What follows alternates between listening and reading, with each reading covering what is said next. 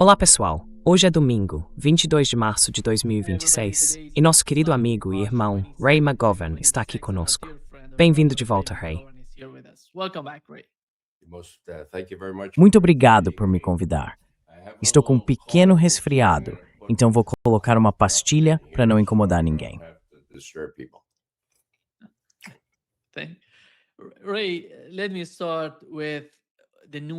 Ray, deixe-me começar com a nova escalada que está acontecendo. Donald Trump emitiu um ultimato aos iranianos. Ele disse que em 48 horas eles precisam abrir o Estreito de Hormuz, ou ele atacará todas as redes elétricas do Irã. Ele está falando em atacar as redes elétricas iranianas e criar um desastre lá. Mas veja como os iranianos responderam até agora. Soubemos pelo quartel-general da Guarda Revolucionária Islâmica. Eles o chamam de quartel-general Khatam al-Anbiya.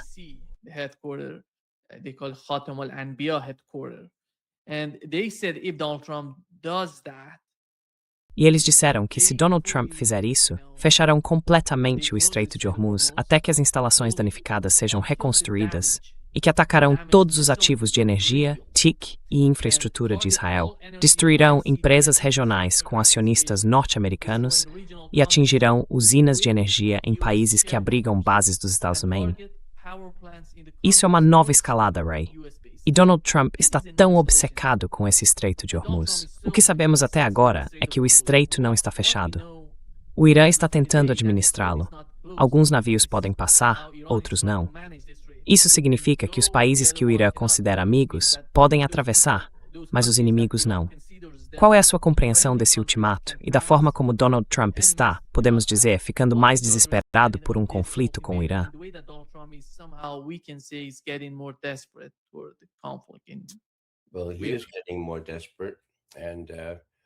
Bem, ele está ficando mais desesperado, e as mentiras que conta sobre ter removido qualquer aeronave, a capacidade ou ter derrotado isto ou aquilo, são apenas mentiras. Eu só me pergunto quem está dizendo isso a ele, ou se ele simplesmente está inventando tudo da própria cabeça. Agora, nosso amigo professor Morandi deu uma entrevista ontem com Glenn Giesen, e talvez você não tenha visto, mas ele vai um pouco além do IRGC, e tenho certeza de que ele está tentando alertar Trump de que, veja, se ninguém mais lhe contou sobre isso, os lugares onde você tem bases são incrivelmente vulneráveis. Quero dizer, falar de tropas terrestres, meu Deus, entrar no Kuwait ou onde for.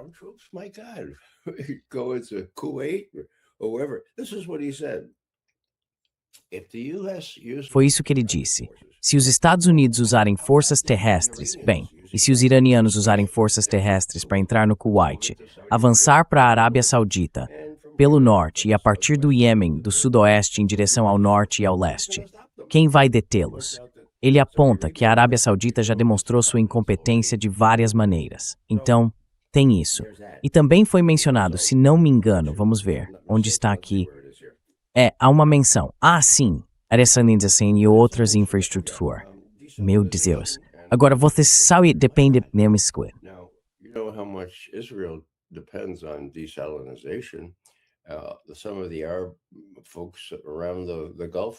Alguns dos povos árabes ao redor do Golfo também dependem fortemente disso. Na minha opinião, esses sistemas não são facilmente reparáveis. Então, quem vai ter água para beber nesses lugares? Trump agiu de forma precipitada. Ele está sendo aconselhado por algum general da Força Aérea que comanda o Estado-Maior Conjunto e acha que bombas sempre vencem guerras.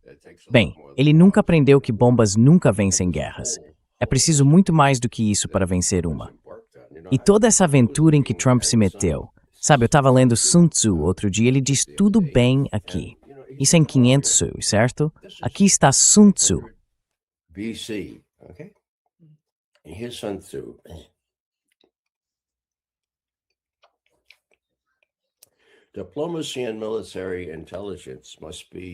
Diplomacia e inteligência militar devem ser usadas para evitar a possibilidade de guerra.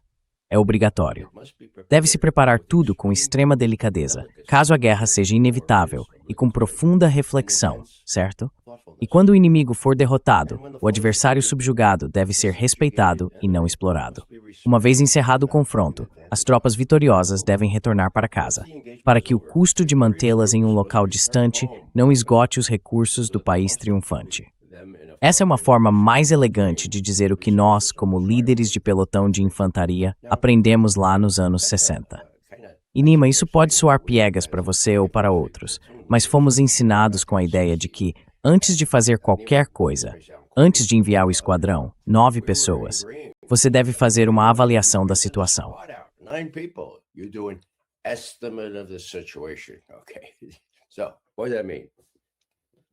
Certo. Então o que isso significa? Anotei algumas das coisas de que me lembro. Inimigo. Ok, quantos são? Como estão armados? Qual é a motivação deles, o moral e o que está em jogo para eles? Qual é a resiliência deles? Como podem ser reforçados se necessário? Certo, esse é o inimigo. Os outros 2 são bem fáceis. Terreno, certo? Clima. E o último é LOCS.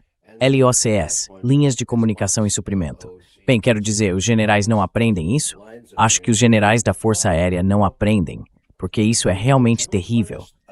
Não é só Sun Tzu, é o Centro de Treinamento de Infantaria em Fort Benning, onde passei um tempo nada agradável lá no começo dos anos 60. Por que tudo isso está sendo feito? Bem, não é para defender os Estados Unidos.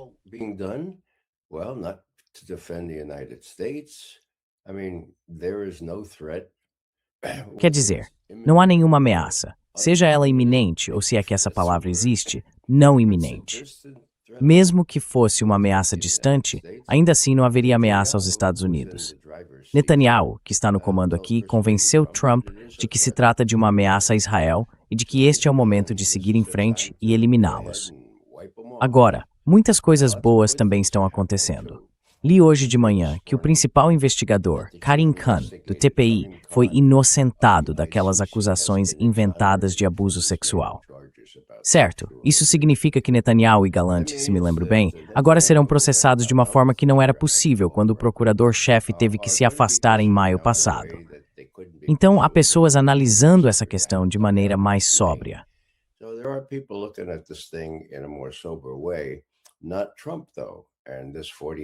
Mas não o Trump. E essa coisa das 48 horas. Quero dizer, se ele realmente fizer isso, meu Deus, só espero que os próprios israelenses e depois os estados do Golfo digam, por favor, não faça isso. Veja o que isso significa para nós. E se ele reagir dizendo, não tô nem aí pro que isso significa para vocês, talvez isso faça o povo se acalmar e a gente não precise pagar $9 por galão de gasolina bem antes da eleição de novembro.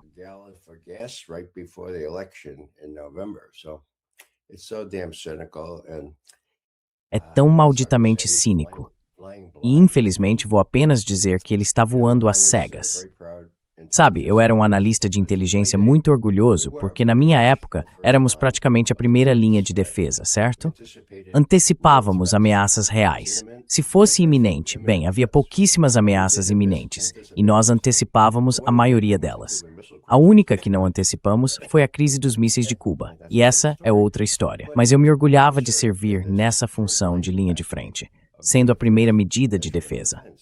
Agora, podemos falar sobre isso se quiser, mas o verdadeiro julgamento corajoso de inteligência veio depois que meus antigos colegas produziram uma estimativa falsa, informações falsas para justificar a guerra no Iraque.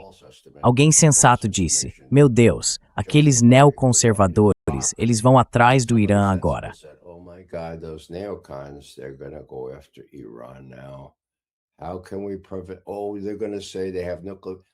Como podemos evitar? Eles vão dizer que têm armas nucleares. Vamos divulgar nossa estimativa nacional de ver o quão perto eles estão de conseguir uma. Vou apenas repetir para quem não sabe. Aquele parecer, emitido em novembro de 2007, de forma unânime por todas as 16 agências de inteligência da época, e com alto grau de confiança, afirmou que o Irã parou de trabalhar em uma arma nuclear no final de 2003 e não retomou esse trabalho. Esse parecer se manteve. É por isso que eu sempre tive muito orgulho do meu apoio anual à CIA. Ele se manteve até o ano passado.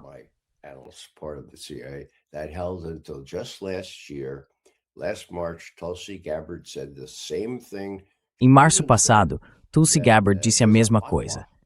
Ela chegou a afirmar que existe uma fatwa, um decreto religioso contra a posse de uma arma nuclear.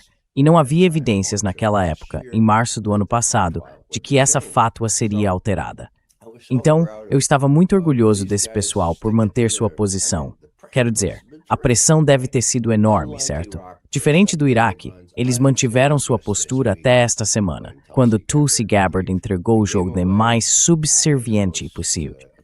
É de luxo, mas não se It pains me just to even think of that performance.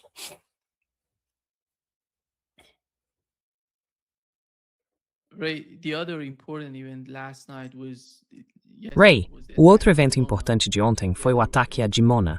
Eles enviaram apenas um míssil e ele atingiu o alvo, apenas para mostrar que era um sinal de alerta para os israelenses de que podem fazer isso quando e onde quiserem. E they can do it whenever and wherever they want to do it. And what is the calculation on the part of Israel? Qual é o cálculo por parte dos israelenses quando você ouve isso? Porque parece que os israelenses estão, você sabe, no comando do que está acontecendo. Donald Trump não está realmente no controle e, de alguma forma, é tão obediente ao que Netanyahu está pedindo. Qual é a sua compreensão disso? Porque Israel, olhe para Tel Aviv, olhe para Haifa. Haifa foi atacada por mísseis iranianos e a refinaria em Haifa também. Olhe para Tel Aviv hoje. De alguma forma está se tornando como Gaza.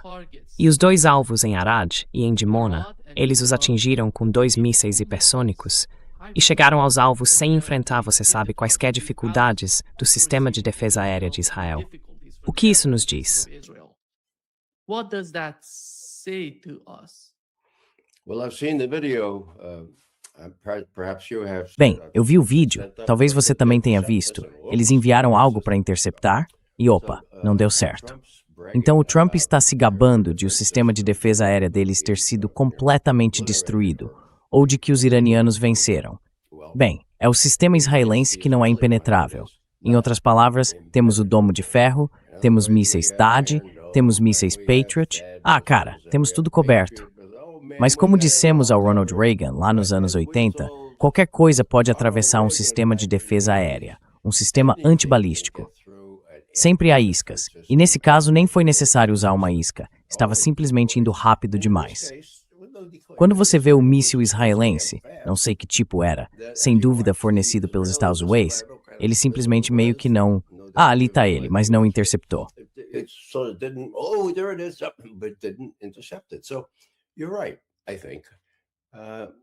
Então você está certo, eu acho. Os iranianos vão dizer, veja, o próximo pode atingir diretamente Dimona e obliterar, perdoe a palavra, sua instalação de processamento nuclear ou de plutônio.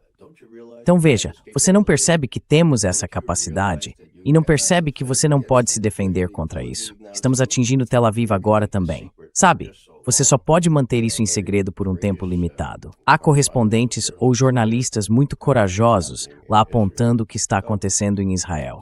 Então sim, acho que se nada mais, isso desmente a ideia de que temos um sistema antimísseis impenetrável. Eles podem causar estragos, ou seja, os iranianos. E sabe, eles poderiam usar essas bombas de fragmentação, ou como quer que as chamem, aquelas que liberam cerca de 25 submunições cada sobre uma área. Tá bom.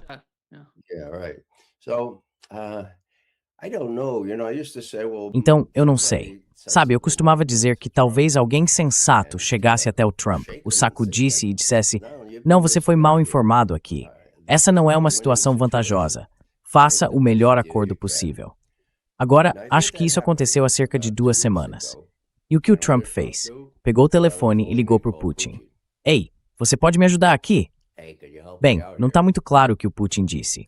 O que o Trump disse sobre o Putin foi, sim, ele está disposto a ajudar. Ficaria feliz em ajudar. Bem, eu não acho que o Trump vai receber qualquer ajuda real do Putin nessas questões.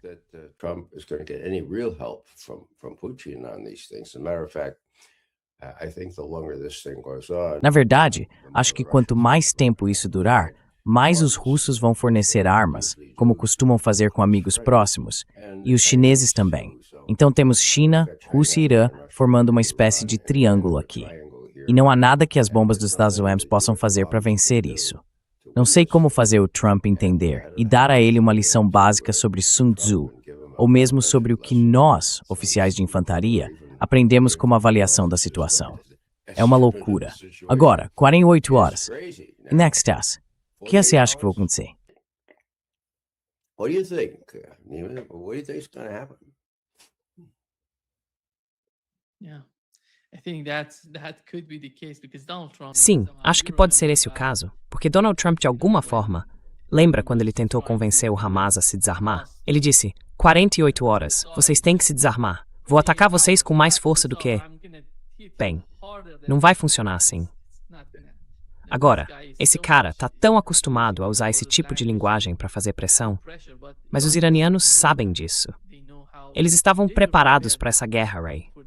Como você vê o Irã na forma como está respondendo aos ataques dos Estados Unidos e de Israel até agora? Porque parece que eles não estão escalando, estão respondendo às escaladas.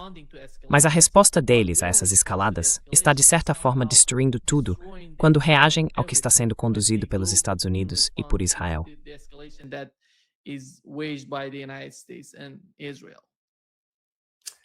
Well, it defies credulity. Bem, veja, é inacreditável que Trump diga: "Ah, ninguém me avisou sobre o Estreito de Hormuz, ninguém me avisou sobre isso, aquilo ou qualquer outra coisa." E quando você olha para as pessoas ao redor dele, Rubio, Haqqani, General Raising Cane, quem mais? Talvez J.D. Vance. Essas pessoas são realmente ignorantes. Sabe, eu as chamo assim usando um termo alemão que não vou usar aqui, mas eles não sabem absolutamente nada.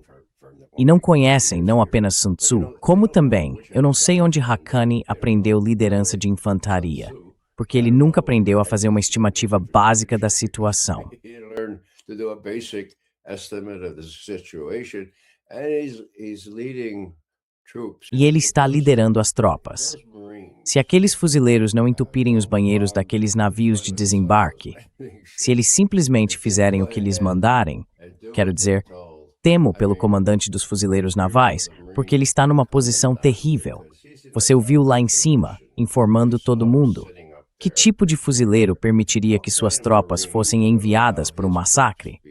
Quero dizer, não é lutar contra os japoneses nas ilhas. É lutar numa guerra desnecessária por Benjamin Netanyahu. Uma guerra de escolha, nunca de memories envolvida. War of choice, we never should have gotten into. Ray, Ray, há pessoas nos Estados Unidos, democratas e republicanos, que são contra essa guerra entre os Estados Unidos e o Irã. Uma delas é Joe Kent, que finalmente decidiu deixar seu cargo porque disse que isso não vai beneficiar os Estados Unidos, nem a agenda que eles tinham. Ele votou em Donald Trump, mas não queria uma guerra no Oriente Médio, porque perdeu a esposa lá na Síria. Ele sabe o que é o campo de batalha, qual é a realidade de lutar no Oriente Médio, e não vê esse tipo de compreensão na administração Trump. Por isso, decidiu sair, renunciar à administração Trump.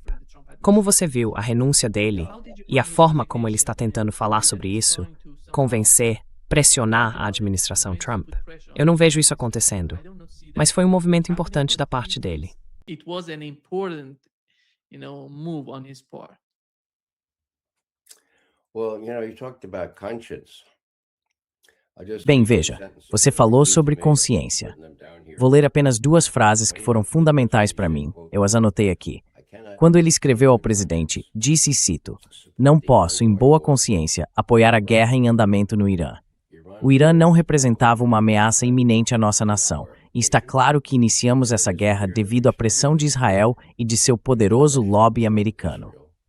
Uau, isso é algo único. Esse é um cara que não apenas teve coragem de renunciar, mas não vai renunciar em silêncio. Ele vai dizer: "Veja, aprendi muito desde que fui soldado de infantaria, um cara das forças especiais, e simplesmente não consigo acreditar que tamanha estupidez seria cometida no mais alto nível."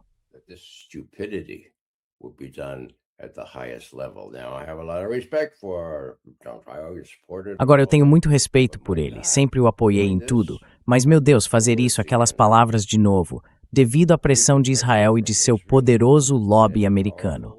É isso. E um coronel, quero dizer, ele é único entre as pessoas que diriam algo assim.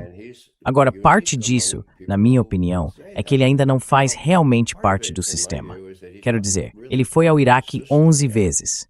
É um soldado de combate, um cara das forças especiais. E, de repente, ele é nomeado, por seus méritos, chefe desse Centro Nacional de Contra-Inteligência. Mas ele está na CIA há pouco tempo, não o suficiente para entender como as coisas funcionam. Not long enough to realize how it works, Sergio. This is how it works. And if you watch that É assim que funciona.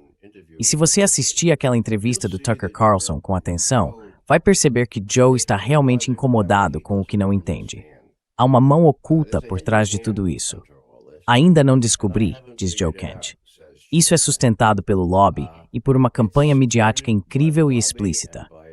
Eu só não sei exatamente como funciona, mas funciona. E, se não me falha a memória, ele até mencionou o caso do Charlie Kirk, dizendo que, sabe, certas coisas são suprimidas e outras não são investigadas. E nós tentamos. Sim, é isso mesmo, ele mencionou. Ele entrou em detalhes. Disse que, sabe, nós tentamos investigar o que aconteceu. He said, you know, we try to investigate what happened, Charlie. We're shut out of it. And the FBI, Charlie, vá embora. Estamos fora disso. E o FBI disse, não. Nós cuidamos disso. Está tudo sob controle. Certo. Bem, Joe Kent é um cara com experiência e princípios. Experiência pessoal, inclusive o fato de sua esposa ter sido morta por chamados terroristas moderados. Terroristas moderados? Bem, você se lembra? Havia terroristas maus e havia terroristas moderados. Havia terroristas moderados no oeste da Síria, que a CIA treinou e apoiou. E depois no norte, havia terroristas moderados, apoiados pelo exército dos Estados Unidos, e todo aquele esquema. Pois bem, ele sabe por experiência própria que foi por isso que sua esposa foi morta. E não só isso, eles deveriam ter saído de lá, mas a burocracia, ou a corrente oculta e sinistra, impediu. Então, o que Joe está dizendo aqui no final é, olha, sou novo nisso, mas sinto algo que não entendo muito bem. I'm new to this, but I sense something I don't quite understand. The Charlie Kirk thing is one thing, and he talked about other A questão do Charlie Kirk é uma coisa, e ele falou sobre outras coisas. Então pode-se dizer que Joe é um cara honesto, admitindo que há forças em ação aqui que impediram sua esposa de deixar a Síria quando deveria. E há forças em ação aqui que fazem o presidente atender aos pedidos de uma pessoa como Netanyahu. Não apenas uma pessoa que comete genocídio, não apenas uma pessoa que impõe a fome, mas uma pessoa que tem material de chantagem sobre o nosso presidente. Ele tem um verdadeiro acervo de informações, arquivos de Epstein. Os dele não são expurgados, não são editados, não há nada coberto de preto nos dele. E agora estou convencido de que esse é um dos meios de controle que Netanyahu tem sobre o nosso presidente. E será que o nosso presidente tomaria decisões de impacto mundial apenas para evitar que tudo isso viesse à tona? Shattering decisions just to avoid all that coming out. I wouldn't put it past him. If he does genocide, Eu não duvidaria dele. Se ele cometer genocídio, se ele impuser fome forçada, ele faria isso também, usaria essa alavanca. Minha verdadeira preocupação, e numa situação extrema, e acho que é provável, é que os iranianos tenham a capacidade de colocar Netanyahu em uma situação extrema, em outras palavras, encurralado. Ele usaria suas armas nucleares? Bem, acho que as chances são maiores do que 50% de que ele usaria. Então temos uma situação única. Estou por aqui há muito tempo, Nima. 6 décadas, profissionalmente. E não vi, desde a crise dos mísseis de Cuba, uma confrontação em que uma das partes com armas nucleares esteja sendo pressionada a decidir entre recuar vergonhosamente ou usá-las. Gostaria que alguém me convencesse de que ele não as usaria. I would like to have somebody persuade me he would not use them. Ray, I think that's a big issue. Ray, acho que esse é um grande problema, o uso de armas nucleares. Se Netanyahu realmente decidir usá-las, qual seria o resultado? Pelo que vi, os iranianos estão preparados militar, estratégica e economicamente para essa guerra. Não sei a resposta para sua pergunta. Se Netanyahu recorrer ao nuclear, qual seria a resposta dos iranianos? O que posso dizer é que vi confiança nas pessoas com quem conversei. In those people who I asked them Scoop, Pletipetsu. The same people who I really asked them to. As mesmas pessoas a quem perguntei qual seria a reação do Irã se Netanyahu recorresse a armas nucleares, elas pareciam confiantes de que lidariam com isso da maneira certa. Não sei exatamente o que isso significa, mas me parece que estão preparadas para ir até o fim. It seems to me that they are prepared for to go to the end. Yeah, it would be a safe bet. É quase certo que o próprio Netanyahu e Israel seriam obliterados. Veja a diferença no tamanho dos países. Veja o fato de que o Irã é tão extenso e suas principais instalações estão espalhadas por toda parte. Quantas ogivas nucleares Netanyahu tem? Como ele as entregaria? Bem, acho que volta John Kennedy. Acho que ele está bem ali atrás de mim. Certo. John Kennedy, I think he's right over my areas, right there, okay? Sim. John Kennedy brought me down to Washington in 1960. John Kennedy me levou a Washington em 1963, certo? Quero dizer, eu e milhares de outras pessoas que queriam fazer algo pelo nosso país, não é? Agora, naquele discurso de 10 de junho de 1963, ele disse, veja, a pior coisa que podemos fazer, como duas potências nucleares, é nos confrontarmos com uma escolha entre uma retirada humilhante e o uso de armas nucleares. Retreat and use of nuclear weapons. Nobada, Geo i Talchwoworth. Eles estavam disponíveis ekin civic commanders outizantes. Before. And luckily, Kennedy and his brother and E por sorte, Kennedy, seu irmão e outros foram hábeis o suficiente para conversar com Khrushchev e convencê-lo. Veja, nós vamos facilitar as coisas para você, vamos retirar aqueles mísseis da Turquia, mas você realmente precisa tirar essas coisas daí. Uau, eu me lembro, eu estava em Fort Benning na época, pelo amor de Deus, e não havia armas lá. Por quê? Porque todas estavam em Key West. Certo, então isso foi em 1963. Kennedy, é claro, foi afastado, na minha opinião, principalmente porque estava tentando se aproximar da Rússia para criar uma relação mais decente. Ele destacou naquele discurso que, quase de forma única, entre as grandes potências do mundo, os Estados Unidos e a Rússia nunca estiveram em guerra um contra o outro. Se você quer saber o que aconteceu com John Kennedy, poderia fazer bem em ler o livro John Kennedy and the Unspeakable, de James Douglas. John Kennedy and the Unspeakable by James Douglas. So, what I'm saying here is, it's been a long time. O que estou dizendo aqui é que já faz muito tempo, desde 1963. Não sou muito bom em aritmética, mas essa é a primeira vez que enfrentamos uma situação em que Netanyahu escolhendo entre uma derrota humilhante e o uso de uma arma nuclear. E eu não sei, não acho, e esse é o ponto principal. Não acho que, mesmo que o próprio Trump dissesse, por favor, não faça isso, por favor, isso seria realmente estúpido. Netanyahu, como é de seu costume, pediria permissão. Depois de usar essas coisas, ele pediria perdão, dizendo, bem, tivemos que fazer isso.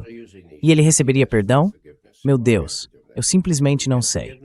Então essa é a minha principal preocupação a médio prazo. No curto prazo, é quase certo que haverá algum tipo de ataque de bandeira falsa. Em outras palavras, eles culparão os iranianos por algo que mate muitos americanos. They will blame the Iranians for something that kills a lot of Americans.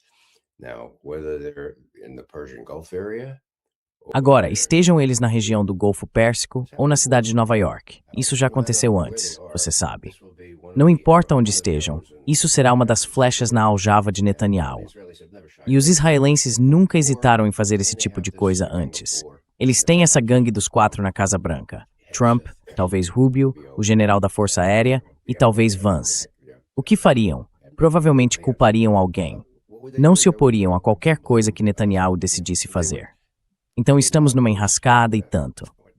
E não seria tão ruim se nosso pai fundador, George Washington, sabe, já uns 250 anos agora, América, da qual tenho tanto orgulho de ser cidadão, não tivesse alertado ao deixar o cargo sobre alianças enredadas. Ele advertiu contra fazer algo por outro país que não coincidisse com nossos próprios interesses.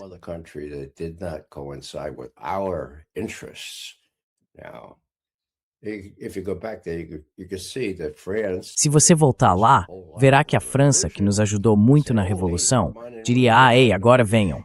Estamos lutando contra os britânicos. Vocês sabem como lutar contra os britânicos. Fizeram um ótimo trabalho, venham, nos ajudem. De jeito nenhum. John Quincy Adams pensava da mesma forma. Então toda essa história, se é que Trump e seu grupo chegaram a aprendê-la, foi jogada pela janela, porque eles não conhecem história. Eles nem conhecem Sun Tzu. Não sabem como fazer uma avaliação da situação. Estamos em uma situação realmente perigosa. Eu não sei. Bem, acho que a única solução que temos é simplesmente espalhar a palavra por aí. Agora, Max Blumenthal esteve recentemente com o juiz, e o que ele disse foi, olha, não vamos esquecer que estamos fazendo progressos aqui. Há muito no campo alternativo. Ray, parece que o seu dispositivo está fazendo alguma coisa. Ah, é mesmo? Ok, desculpe por isso. Achei que tinha desligado. Você tá bem agora? Sim, tudo bem. Eles devem Hennis Leju. Não sei como isso foi. Enfim, Escthian Times. Sim, Ray. Deixe-me te fazer uma pergunta, porque isso é muito importante, considerando sua experiência e seu entendimento sobre a inteligência americana. Sabe, o que aconteceu até agora com o caso do Irã, com a guerra contra o Irã? Na minha opinião, estamos falando sobre o que está acontecendo no campo militar, com os mísseis e os sistemas de defesa aérea. Mas antes de toda essa loucura acontecer, houve uma falha colossal de inteligência.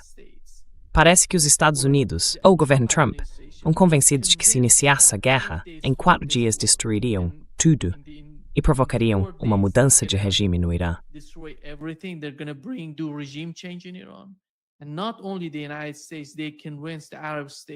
E não apenas os Estados Unidos, eles convenceram os Estados Árabes do Golfo Pérsico, e até Modi, eu diria, foi convencido de que fariam uma mudança de regime no Irã. Isso traria algo diferente para o Irã, algo que fosse favorável ao que os Estados Unidos querem fazer no Oriente Médio. Mas foi uma falha de inteligência, uma falha colossal de inteligência. Por que isso aconteceu, na sua opinião? Foi por causa de Donald Trump, que não estava disposto a compreender a situação. Foi por causa das informações fornecidas ao governo? Ou foi outra coisa?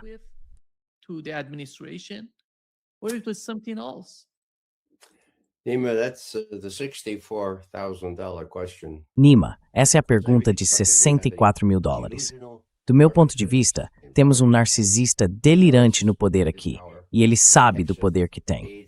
Pete Hegseth ajuda e incentiva esse delírio. Marco Rubio, vendo ele seguir o Trump naquele evento de imprensa outro dia, tá nisso porque quer ser presidente na próxima vez.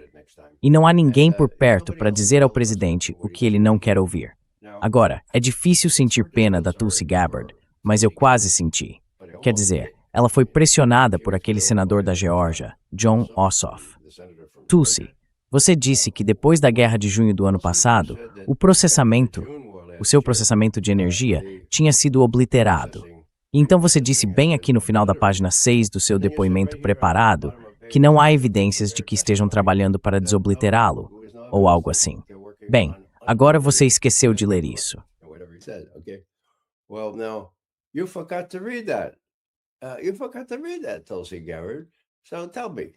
Você esqueceu de ler isso, Tulsi Gabbard. Então me diga, se foi obliterado e não há trabalho para desobliterá-lo, por que você diz que há uma ameaça iminente? E ela disse, bem, sabe, isso não cabe a mim julgar, isso cabe apenas ao presidente. E Ossoff, em seu mérito, disse, olha, este é o relatório anual de ameaças. Você sabe, este é o relatório anual de ameaças. No ano passado você foi bem franca. Por que não diz este ano o que realmente pensa? E com relação não ao enriquecimento, mas à fabricação de uma arma nuclear. O que, como eu disse antes, desde 2007 tem sido afirmado de forma consistente nesses relatórios ou conferências mundiais, a leitura é de que eles não estão trabalhando nisso. O que este aqui diz? O que esta avaliação anual de ameaças diz? Zero. Zero. Sobre essa questão tão importante. Acho que tem uma anotação aqui, vou apenas ler o que está escrito. Aqui está. What it says, which is, there it is.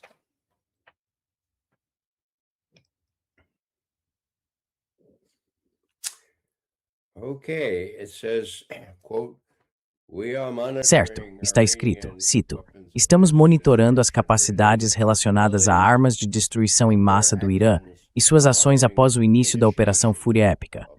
Ah, não é interessante? Então esses senadores, alguns deles tiveram a coragem de dizer, sabe, não, isso não está bem certo. Você não pode dizer que há uma ameaça iminente se você diz que ela foi obliterada. Não é curioso que a avaliação anual de ameaças tenha usado a palavra obliterada? Antes dizíamos destruída. Será que usaram obliterada porque é a palavra favorita do presidente Trump? Suponho que sim. Isso não é permitido. Fiz minha primeira contribuição. Foi sobre as relações sino-soviéticas, as relações da Rússia com a China em 1964, certo? Russian relations with China in 1964, okay? We gave it to LBJ and it was Nós entregamos isso ao LBJ e foi uma avaliação honesta do que sentíamos. Minha parte era sobre os soviéticos. Então isso vem de longa data. Naquela época, chamávamos de relatório anual ou algo assim. Não chamávamos de avaliação de ameaça ou qualquer coisa do tipo. Mas agora é exigido pelo Congresso. E sabe, ela praticamente cometeu perjúrio. Mas tudo depende da palavra iminente. E você pode ter vários advogados dizendo que, bem, iminente não significa realmente iminente. Ou talvez signifique. Mas, enfim. Então ela estava contornando a questão. Para ser justa, ela havia colocado no final da página 6 do seu depoimento escrito, que ela entregou aos senadores antes da reunião, que tudo estava destruído e não havia sinal de que seria restaurado, certo?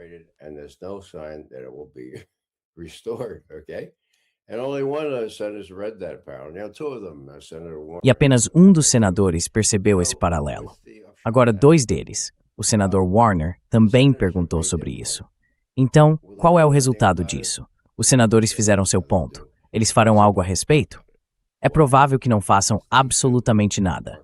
Por quê? Porque eles também são criaturas do que Joe Kent chamou de pressão de Israel e de seu poderoso lobby americano. A maioria deles é financiada até o pescoço pelo lobby da AIPAC, e a maioria provavelmente acha que Netanyahu é quem está dando as ordens. Mas é com isso que temos que lidar, porque, bem, eles não são pessoas muito inteligentes. E não seria tão ruim se vidas americanas não estivessem em risco.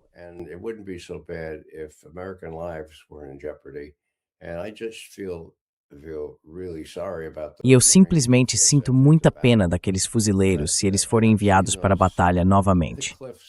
Eu vi os penhascos no Estreito de Hormuz. Meu Deus, eles são piores que os da Normandia, pelo amor de Deus. Você provavelmente sabe disso melhor do que eu. Mas não há como o estreito continuar aberto, a menos que os iranianos sejam convencidos a permitir isso. Está aberto para navios chineses e para quem paga em yuan. Meu Deus, o que acontece com o dólar? Então não poderia ser. Vou dizer só mais uma coisa. Acho que há cerca de 4 semanas, Nima, você e eu conversamos sobre isso.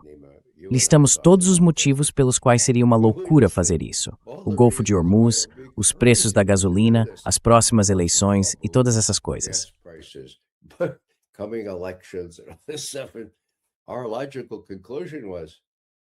E nossa conclusão lógica foi que, apesar de todo esse armamento, navios e tudo mais indo naquela direção, ele teria que estar louco para fazer isso. Bem, essa é a lição aqui. Ele é um pouco louco. E o que mais ele vai fazer? Meu Deus, 48 horas. Bem, agora já se passaram 24 dessas. De qualquer forma, se ele fizer isso, muita gente vai sofrer danos reais, inclusive Israel. E a dessalinização. Eu já estive em lugares onde não conseguia água, certo? E não conseguir água é algo sério. Algo que a maioria das pessoas em Washington nunca enfrentou e não faz ideia do que isso significa.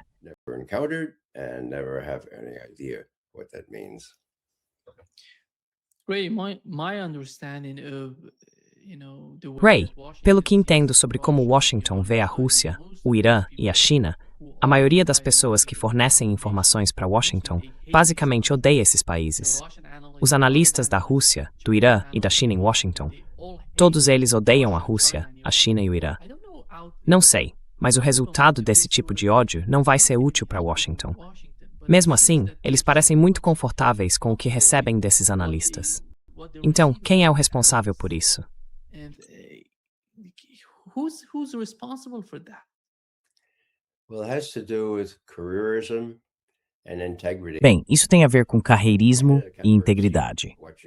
Eu tive um assento privilegiado para observar a corrupção da seção de análise da CIA, quando Bill Casey, um guerreiro da Guerra Fria que odiava a Rússia, e Bobby Gates, que atuava como seu vice de análise, começaram a nomear pessoas que concordavam que os russos nunca, jamais mudariam.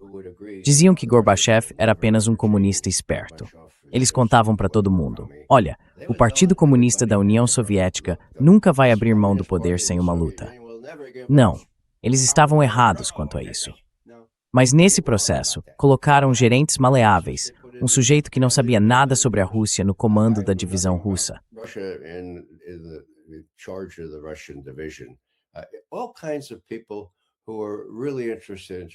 Todo tipo de gente estava realmente interessada apenas em progredir, conseguir aumentos salariais e coisas do tipo. E isso se concretizou durante o período que antecedeu a Guerra do Iraque, porque não havia mais ninguém disposto a enfrentar Dick Cheney e George Bush e dizer: não vamos participar dessa farsa.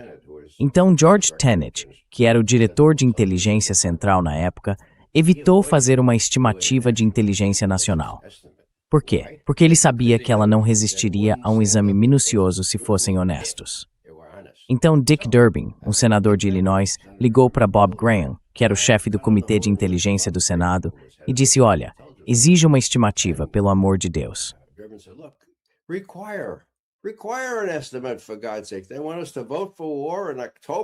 Eles querem que a gente vote pela guerra em outubro. Exige uma estimativa antes disso.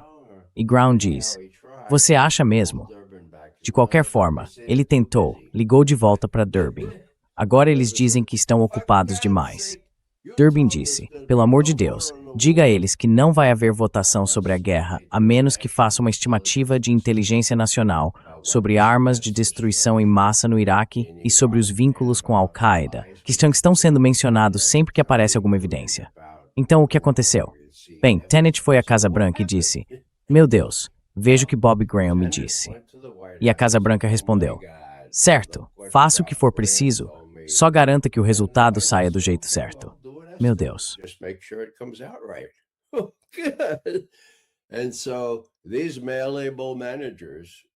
E assim, esses gestores maleáveis foram instruídos não apenas a fazer uma estimativa, mas a fazê-la bem rápido. E de acordo com o que Dick Cheney já havia dito em 26 de agosto, diante dos veteranos de guerras estrangeiras, o Irã tinha uma arma nuclear. Estavam prestes a consegui-la. Tudo aquilo foi horrível. Ainda sinto dor ao dizer isso.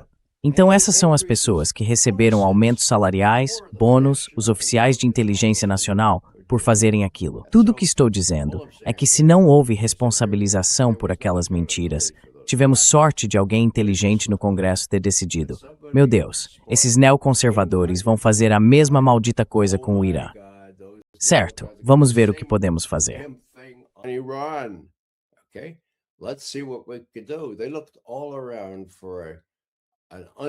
Eles procuraram por toda parte um gestor inflexível, por assim dizer, um homem ou mulher com integridade. Não encontraram ninguém na CIA. Então foram ao Departamento de Estado, encontraram um sujeito chamado Tom Finger e o convenceram a entrar e fazer uma avaliação, trazendo sua própria equipe. Em total sigilo, ele foi, temos que admitir, o beneficiário de uma inteligência realmente boa naquele ano. E então, em novembro de 2007, foi o Congresso que publicou essa avaliação, porque havia solicitado. Foi por isso que Bush surtou completamente, por assim dizer, como dizemos no Bronx, certo? O que ele fez? Foi a Israel e disse àquelas pessoas: não concordo com essa avaliação, mas aí está.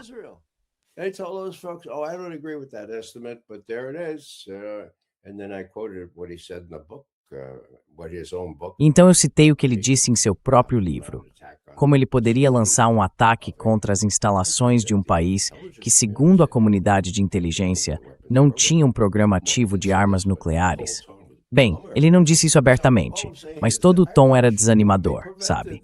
Então o que estou dizendo é que vi uma guerra ser evitada, graças a uma boa inteligência e a pessoas corajosas e íntegras. E isso continuou no ano passado, quando a estimativa disse a mesma maldita coisa. E neste ano temos Tulsi Gabbard sendo meio que a gestora maleável que vimos em relação ao Iraque, e o Senado fazendo seus pontinhos ali, como advogados costumam fazer. Mas o que vai acontecer? O Senado e a Câmara não responsabilizarão ninguém desta vez também, por causa do AIPAC, por causa do que Joe Kent chamou de lobby de Israel, que tem esses caras na palma da mão. Was the Israel lobby, which has a stranglehold on these guys. So it's up to us. And I guess I'm starting to talk about. Então depende de nós.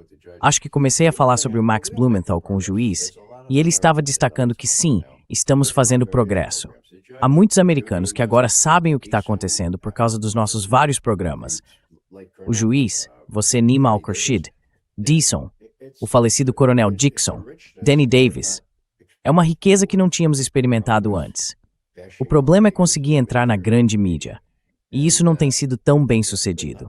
Mas eu diria que você e o juiz provavelmente têm mais leitores ou espectadores do que a CNN hoje em dia. Então vamos ser positivos quanto a isso. Vamos colocar esse material no ar. E com o tempo, quando os sacos de corpos começarem a voltar para casa, e quando Trump estiver realmente preocupado com o que vai acontecer com o restante de seu mandato e com as próximas eleições em novembro. And the coming elections in November. And one last thing I would point out. E mais uma coisa que eu destacaria. Netanyahu também tem isso com que se preocupar. Não é apenas uma ameaça existencial a Israel. É uma ameaça existencial a Netanyahu, a esposa dele e a família dele. A Suprema Corte de Israel rejeitou todos os pedidos para que Netanyahu fosse perdoado das acusações de corrupção, das quais ele é culpado, e tudo mais. Ele se contradisse tanto em depoimentos. Está claro que se ele perder o poder em outubro, ou antes, quando houver a próxima eleição para o Knesset, ele vai para a prisão.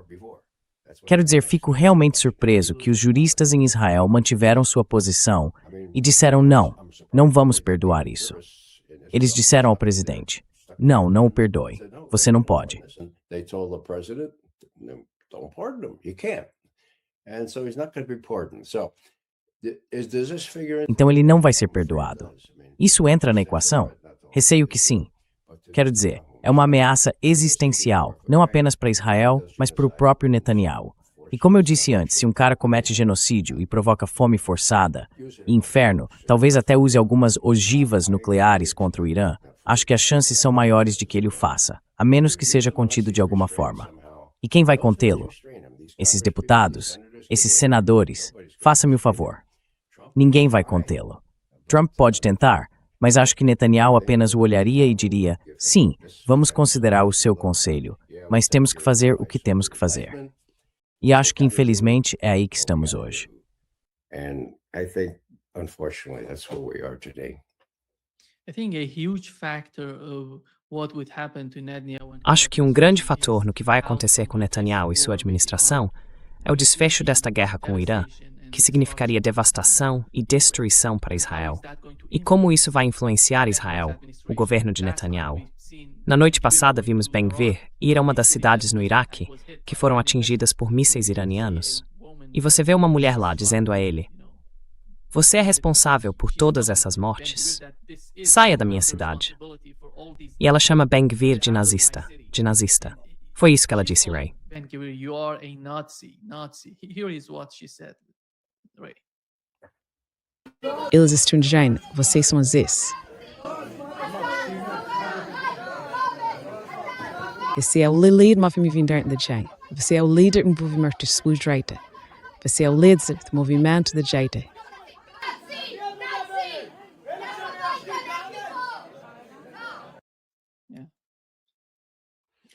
Meu hebraico não é muito bom, mas deu para perceber que ela não estava muito feliz.